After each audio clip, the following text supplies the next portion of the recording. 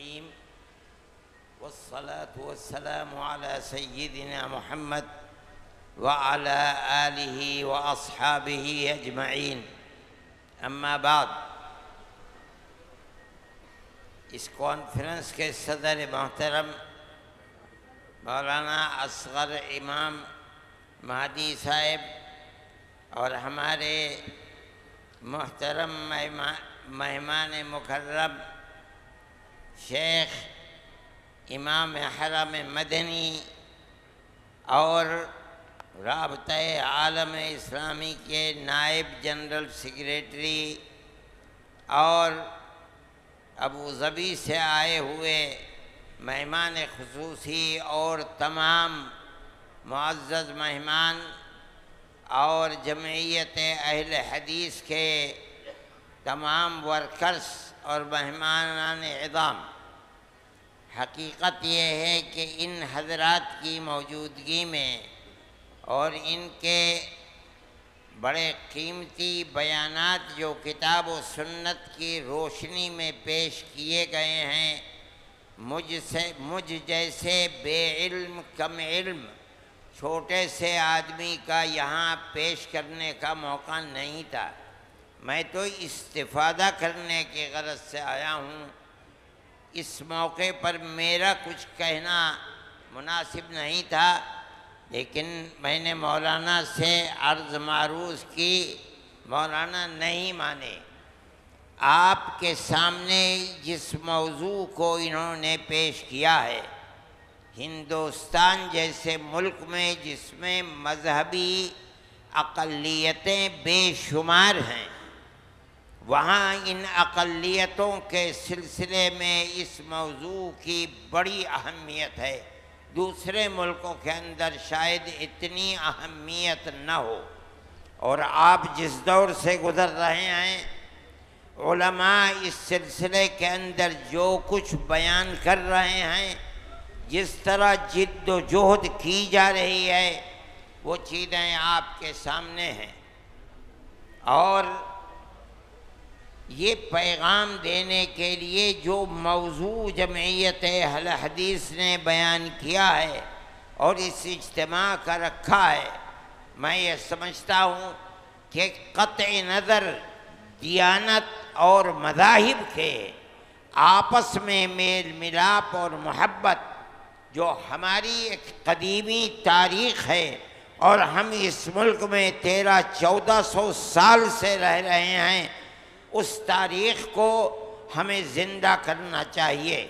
دنیا کی قومیں اس تاریخ کو مٹانا چاہتی ہیں، ہمارا فرض ہے کہ ہم اپنی اس قدیمی تاریخ کو زندہ کریں۔ یہ ہمارا مذہبی فریضہ ہے۔ ہمارا ماننا ہے کہ کوئی ملک تو دوسری بات ہے، کوئی شہر، کوئی خاندان اور کوئی گھر اس وقت تک نہیں بچ سکتا خلفشار سے جب تک اس کے اندر امن و امان نہیں ہوگا۔ اسی لیے حضرت ابراہیم علی نبینا وعلیہ الصلاۃ والتسلیم نے جب اپنے بچے اور اس کی ماں کو لا کر عند بیتہ المحرم اللہ کے گھر کے پاس چھوڑا تھا اور وہاں کوئی آبادی نہیں تھی، اس وقت جو دعا کی تھی، رب اجعل هذا البلد آمنا، رب اجعل هذا بلدا آمنا،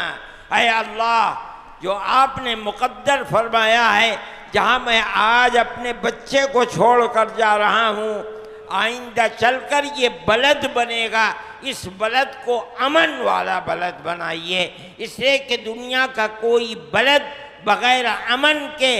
امن و امان کے ساتھ زندہ نہیں رہ سکتا۔ ہم اسی پیغام کو ہندوستان کے خاص طریقے پر جس ملک میں ہم رہ رہے ہیں، ہم ہر انسان تک اس پیغام کو پہنچاتے ہیں۔ اور میں مسلمانوں سے کہا کرتا ہوں، جمعیت علماء کے پلیٹ فارم پر میں یہاں بھی کہہ رہا ہوں، ہمارا کوئی اختلاف کسی مسلمان کا اس موضوع میں نہیں ہو سکتا۔ ہم چاہے اپنے گھروں میں رہیں،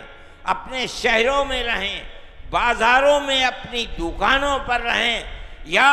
اپنے کھیتوں کے اندر جنگلوں میں رہیں، ہمیں ہر ایک انسان کے ساتھ اس کے دکھ اور سکھ میں شریک ہونے والا،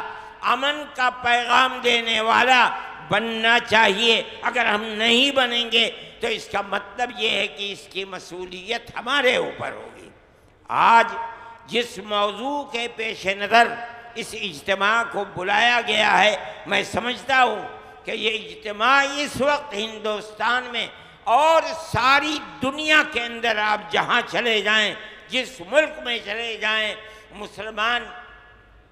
ایک ایسے موضوع سے دوچار ہے جس کے اندر سب سے زیادہ ضرورت امن و امان، پیار و محبت اور دکھ اور اس میں شریک ہو، دکھ درد میں شریک ہونے کی چیز ہے۔ یہ موضوع بڑا پاکیزہ موضوع ہے۔ جن حضرات نے شریک ہو کر کے اس موضوع پر قرآن و حدیث کی روشنی کے اندر پیش کیا ہے، وہ بڑا مبارک پیغام ہے۔ میں آپ حضرات سے یہ بات کہتا ہوں کہ آپ جہاں بھی رہیں، دکھ اور سکھ میں شریک رہیں،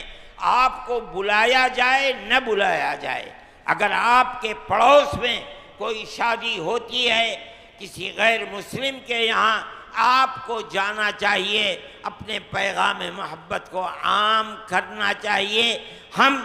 دنیا کی فرقہ پرستی کا مقابلہ اسی طریقے پر کر سکتے ہیں، یہ ہمارا مذہبی فریضہ ہے۔ اللہ تعالیٰ اس اجتماع کو کامیاب فرمائے اور اس کے پیغام کو عام سے عام تر فرمائے، تاکہ ہماری پرانی تاریخ زندہ رہ سکے، اور جو لوگ نفرت کا بازار دنیا کے اندر گرم کیے رہتے ہیں وہ خائب و خاسر رہیں، ناکام رہیں۔ وآخر دعوانا ان الحمد للہ رب العالمین۔